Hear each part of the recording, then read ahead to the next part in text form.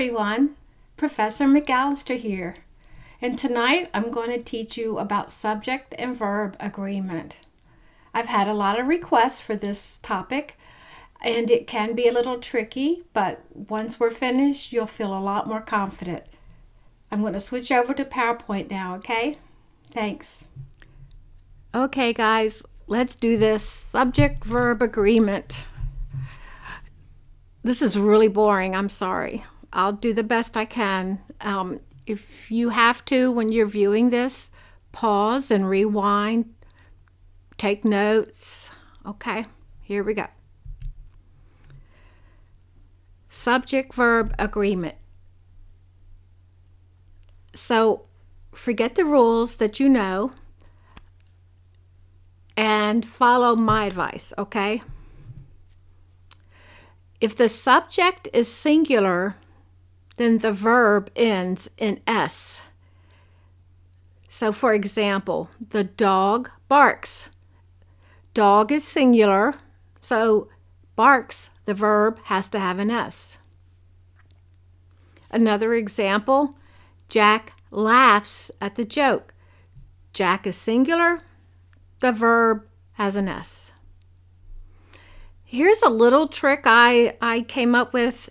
It may or may not help you. I think it would help me. If you just remember S. So down here I have this, think S. Subject, singular, S verb, or verb that ends in S, okay? If the subject is singular, the verb has an S. If the subject is plural, the verb does not end in S. So, for example, the dogs bark at the cat. Dogs is plural, so the verb does not have an S. Another plural, Jack and Sally laugh at the joke. Jack and Sally equals a plural subject. Therefore, the verb laugh does not end in an S. When you use personal pronouns, such as we, they, he, and she, the same rules apply. If the subject is singular, the verb ends in S. As an example, he sees the cat. He is a singular subject, so the verb must have an S. We laugh at the joke. We is plural, so the verb does not have an S. Here is the exception to the singular plural subject and verb agreement rule.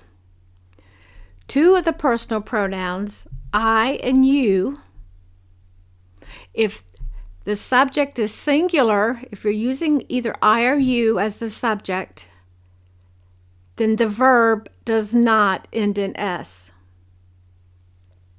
So, for example, I speak with a loud voice.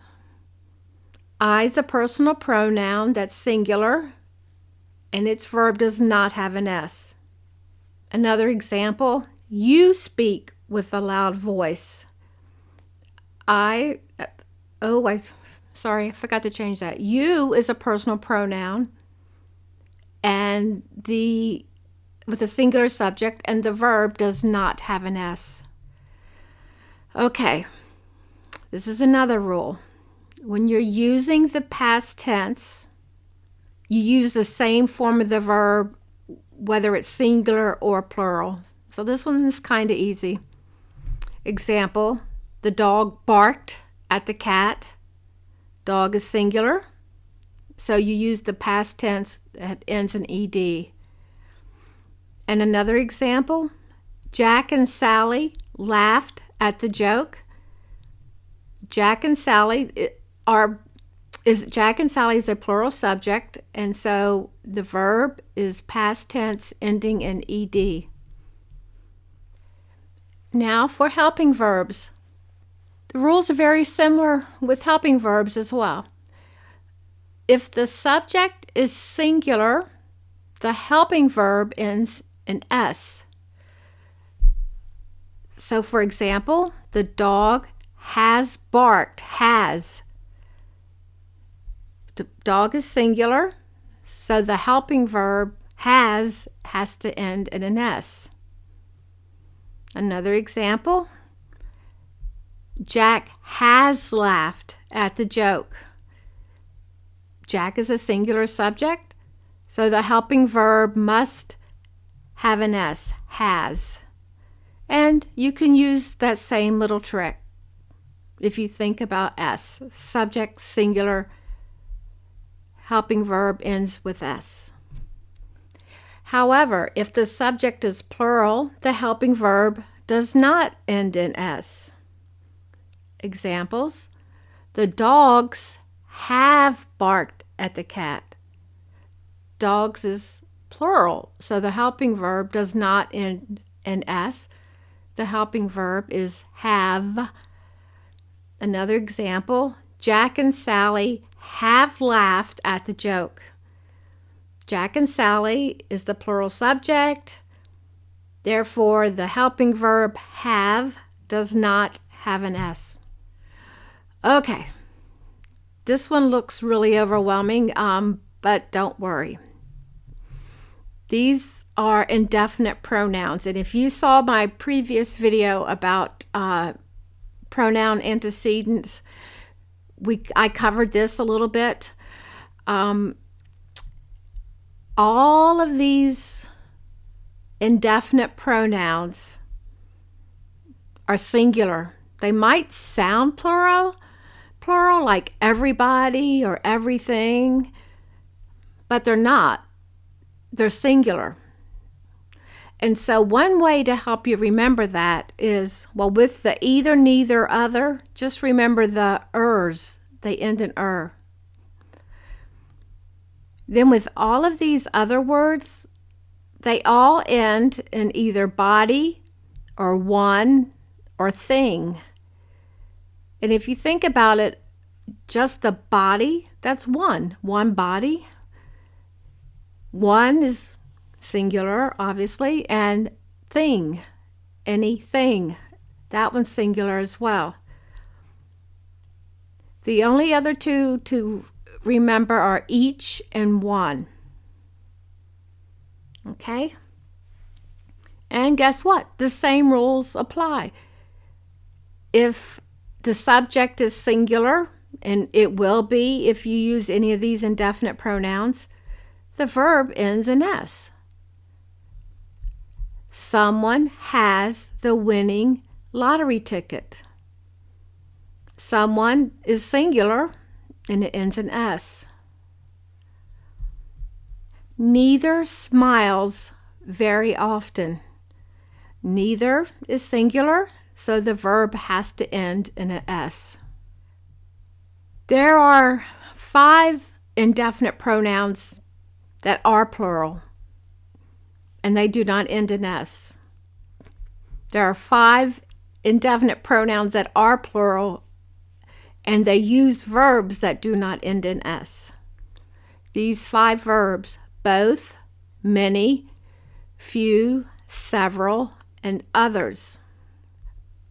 Both have a winning lottery ticket. Both is plural, so the verb does not end in S. Many smile very often. Many is a plural subject, so the verb does not end in S. I hope you're able to see a pattern here with these. The basic rule of singular, verb ends with S, or plural, the verb ends with not an S. It kind of applies across all of these. It can be tricky. Subject and verb agreement can be tricky. But if it's too overwhelming to remember all of these silly rules, then just focus on the first 2 I taught, which apply for the most part across the board, okay? If the subject is singular, the verb ends in S. If the subject is plural, the verb does not end in S. I hope that wasn't too painful.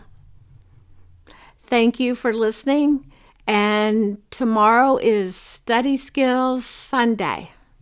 And I'm going to talk to you about previewing text. Thank you, and have a good evening. Hi, thanks for watching my video. If you found my video helpful, please indicate it by hitting the like button. You're also welcome to leave any questions or comments down below. Lastly, don't forget to subscribe and hit the bell icon so that you'll receive notification of all my future videos. Thank you.